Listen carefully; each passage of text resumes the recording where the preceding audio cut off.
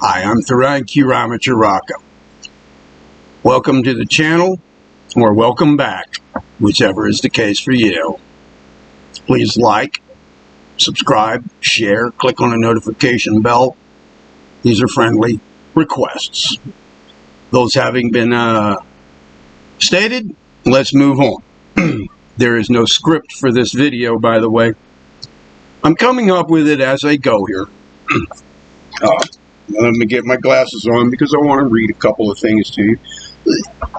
Our topic here is space travel, a turning point. And its consequences for humanity, maybe with respect to perception, deception, and to consciousness hijacking, barriers to our personal unfoldment, our personal evolvement. Space travel. I remember when I was a kid, I wanted to be an astronaut when I grew up. I had a friend in first and second grades. He and I were going to be astronauts together. Now, this is right around the time when Neil Armstrong, astronaut Neil Armstrong, was on TV stepping onto the moon. In 1969 is when that happened. I was born in 1958. Many times in first and second grade, our teachers would turn on a TV, bring in a TV to class, turn it on, and we could watch some liftoff or another. And as a 9-year-old, I watched the Neil Armstrong event. And I wanted to be an astronaut. I wanted to get out there. I thought that was maybe one of the best careers a man could have. I wanted to get out there. I wanted to see the Earth from out there in outer space. I wanted to have that privilege, that perspective on affairs. It was a fantasy of mine, and it was a very welcomed idea in my consciousness. The wonders of space travel. It stands for many of us that way. It's a matter of intrigue and interest to many of us, and it has come to stand importantly over the last, 60 or 70 years to humanity. Now, apparently, mainstream, in the mainstream of our world society, space travel is a relatively new thing. 70 years or 60 or 70 years.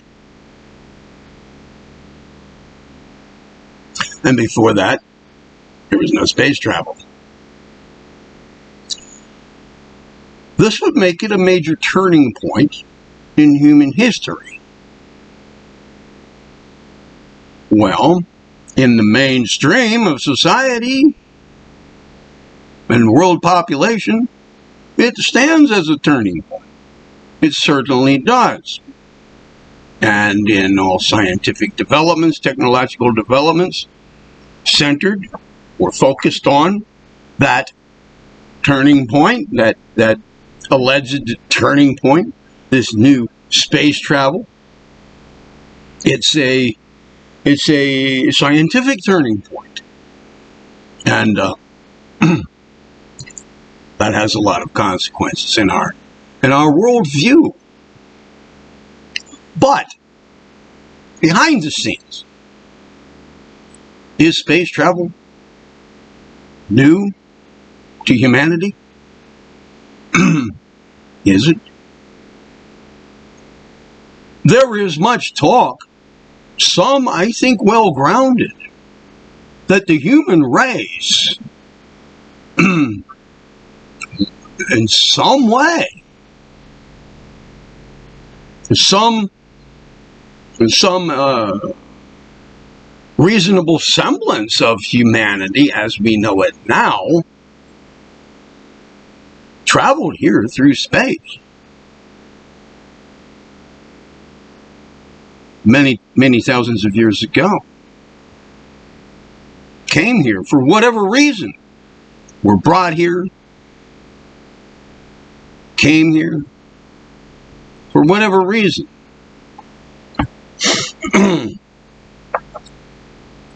Also, consider this. There is now talk of a renewal, a revival of space travel. What is it called? X, whatever, the Elon Musk program, as well as a or government-based renewal of it.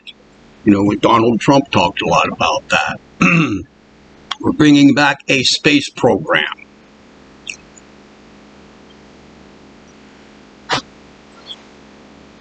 But is such a renewal actually a revival? Does that really exist as a revival? Maybe in the main, the public eye, mainstream of society, again, world society. But there has been, and I've heard it myself, released information, talk from ex-Marine officers, for example, of a secret space program that's been underway all along, including during the fading away of the Apollo program. Up till now. The secret space program didn't go anywhere. There's a certain Marine officer who I heard talk about this, indicating that during his Marine career in the secret space program, he traveled to the moon in approximately 20 minutes. And then on to, what was it, Jupiter? In a matter of a couple hours. I think Mars as well. Yes, Mars. A planet that was once well inhabited, perhaps by relatives or humans, but there were also the native species there as well, and their atmosphere and the surface of the planet was destroyed by nuclear war. Well, according to this retired Marine officer, with the permission of his Marine superiors, indicates that he was there as part of a war games thing, playing out war scenarios with various different species who also were there for this purpose. And he was involved in this for some, I guess, 20 years. And then his travel to Jupiter, he was part of a security team at a conference, a meeting of various different interplanetary species and their alliances, their groups. You know, that they were, I believe, the representatives, the attenders or the attendees at this meeting. There was a possibility of conflict arising among them with each other, because they were representatives of various different factions. Okay. I want one more thing here. Just listen to this. I looked up, I was going to do research for all of this, but I don't need to. Here, listen to this. I just looked up, I did a web search, Interplanetary Alliances and Brotherhoods. I was hoping to find a whole list of them, because there are many. But this is what came up first. Interplanetary Alliance. The Interplanetary Alliance, or the Alliance, is an interstellar body that manages the Star Cup 5000 circuit race and is a major peacekeeping organization in the race universe.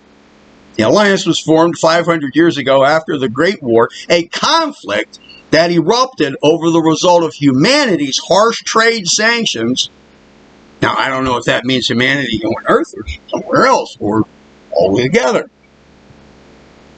Harsh trade sanctions and monopoly over the interstellar jump gates that caused entire planets to starve. Another. The ASU Space Alliance, Interplanetary Initiative. The ASU Space Alliance creates unique connections and opportunities between its members, with benefits tailored to members' goals, and so forth. Then there's the Interplanetary Strategic Alliance, the ISA, founded in 2133.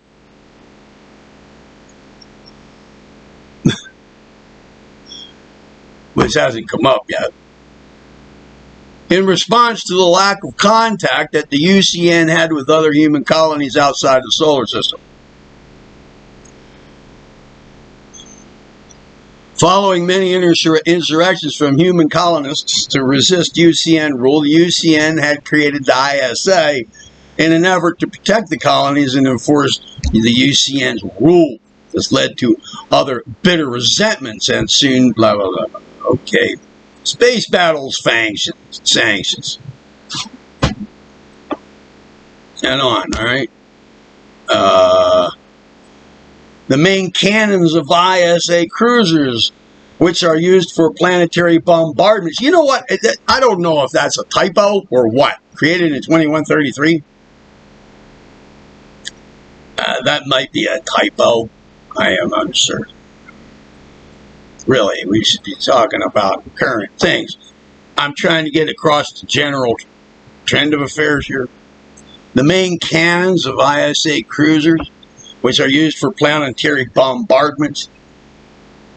Cruisers with their massive size and armor can take hits from the likes of blah, blah, blah. Let's see. And then it goes on to talk of brotherhoods and secret societies, which I want to connect to what I'm talking about here. All right, well, Star Trek, the television series, gives us a really nice view, a friendly view of the Space Federation. And in that series, there were other federations, other coalitions they would sometimes come up against. Okay. That's fiction. But a lot of fiction like that grounds in actual things. And let's just take that another step further. If you look up affairs such as this, Space Alliances, Interplanetary Alliances, we find a lot of different names. One that comes to my mind right away has to do with the Great White Brotherhood. There are other names for it, other names similar to it as well. Look, these things smack of they ring with the potential for, and perhaps the actuality of, an occult side. Here's a loose connection with that. All the universe is alive. I'm just going to put that out there. I believe that. All the universe is alive at all of its levels of manifestation. I also put forward here that there are planets galore that don't even have a physical, that don't manifest physically on the physical plane of cosmic manifestation. For example, I've heard tell from a quite authoritative source that there is a planet that manifests on the mental plane, the higher mental plane. It's called Hiranyaloka. It is where human souls, whatever you want to call them, go. One of the mental plane planets where human life, if you want to call it that at that point, goes when astral plane reincarnation, if you want to call it carnation, reincarnation, or transmigration of the soul, metempsychosis. In other words, where they go when astral plane, when their astral plane incarnations have been moved beyond. We have physical plane reincarnations. Just say. After that is done, we may reincarnate or re-astralate into the astral plane for significant rounds. And then moving beyond that into the mental plane and around and around. Okay? In cycles. All right? One of the planets involved with that mental plane activity is Hiranyaloka. Okay? Planets. Or perhaps, at some level of occult talk, planets and planes are very much the same thing. Perhaps. Okay. Just life at all levels. Okay? Now, these various space alliances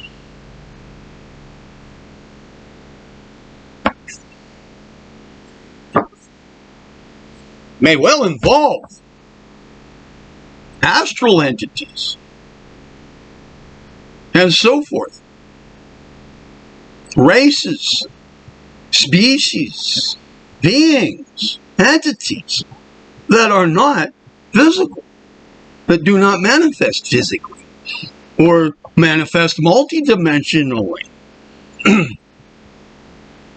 me set up an analogy here where I'm going with this so that I can conclude this video for you. Let's take a look at something we're familiar with here.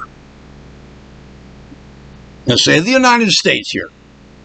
We participate in an alliance called the Allied Forces. It appears, or the way it's proposed, the way this is set forth through propaganda and brainwashing, consciousness hijacking, perception deception, is that the Allied Forces, which a term which, by the way, sounds real nice. The Allied Forces sounds very positive and constructive. Allied Forces. The Allied Forces get together and fight against insurgents. A name which, by the way, just doesn't sound very nice. Insurgent. Insurgent. Insurge. It sounds like rape to me. Insurgents. The bad guys. Allied Forces. The good guys. Yes, the Allied Forces fight insurgents wherever they happen to show up in the world. It's the way it looks, it's the way it's proposed by the Allied Forces. Most notably, at least for me, the American government, the United States government, the Americans being a member of the Allied Forces, But really, most of the world sees the Americans as the leader of the world's insurgents, trading blood for oil, creating mass bloodshed, hate. I've said elsewhere here, is there really anybody out there among these insurgents who hates freedom? A common phrase, a common idea about these insurgents. They all hate freedom. Who hates freedom? Come on. Here and there you may have a psycho or something, that hates freedom for others. But really, just as a blanket statement, an umbrella notion, hate freedom. This is brainwashing. Okay? We, the Allied forces, these good guys, the way it's proposed is proposed backwards. All right. There's an alliance, right? Looks good. Said to be good. Said to be for the good, but isn't. Let's take another look here at something. The United States. Secretary of the State is in a great position, and this has happened. And others, and then the Secretary of State, but this country's been sold out by such people, by people in such positions. Sold out in the name of peace talks and the forming of coalitions and alliances right here on this planet, and trade in the name of commerce and so forth, which Americans, at least, have supported. They've supported these ideas, right? But that while those things may be happening, they also serve as a front for the selling out of the United States to other countries and foreign interests. The selling out. Right out from under our feet. Kind of secretly. Okay. Let's let these two examples stand analogously to what I want to say here. Space travel. This marvelous thing. What alliances will be joined? What alliances will be formed? With whom? With what? What secret operations will such alliances engage in? When it comes to secret societies and brotherhoods,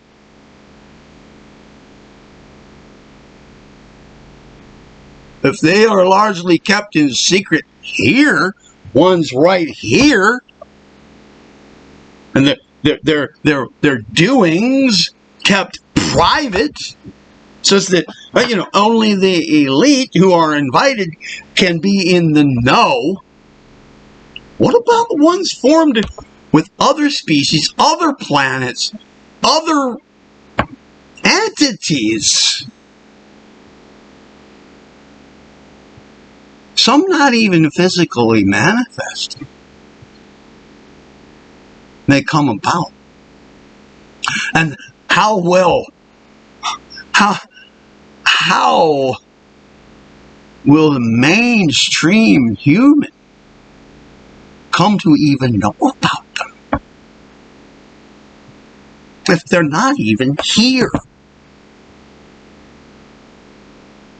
as a secret society? How much selling out will happen, not just of the United States,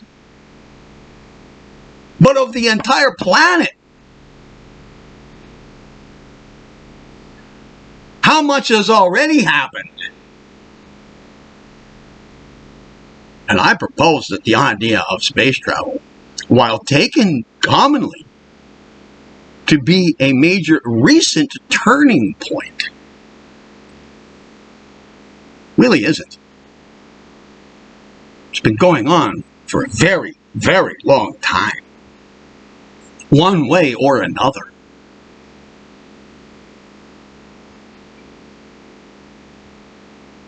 Yeah. I'm Theron Q Ramacharaka. Be well.